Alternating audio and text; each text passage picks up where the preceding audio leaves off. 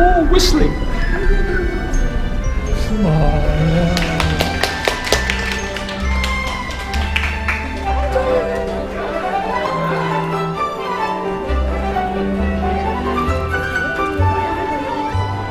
We are especially delighted today to have Professor Mrs. Kao with us. And as you all know, Professor Kao was Vice Chancellor here at CUHK from 1987 to 1996.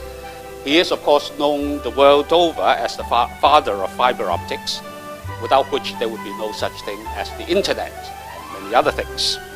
He is the man who shrank the world with light. That's the title of a poem that will be read shortly by some of our students. The Man Who Shrank the World with Light by Richard Epworth, a dear friend of Charles Kao.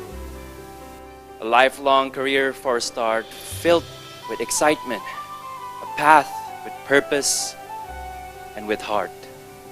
The clearest glass of the day would be made from sand. Fiber lost had to fall, and now great minds lent a hand. The purest of chemicals were turned into glass, clearer and the clearest air upon this earth. For hundreds of miles, light could now freely pass. Ah, if only that were always true. For those whose past contains rich stories, for some, the brain begins to lose its glue.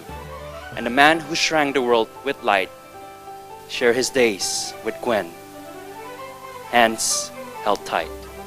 Charles Kao, a little man with a big heart and a giant vision.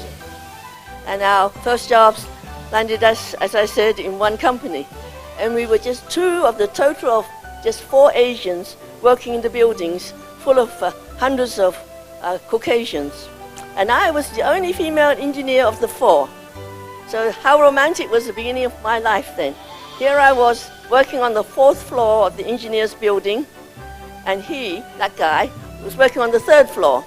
I had my lunchtime 12 o'clock to 1 o'clock, and his was 1 o'clock to 2 o'clock.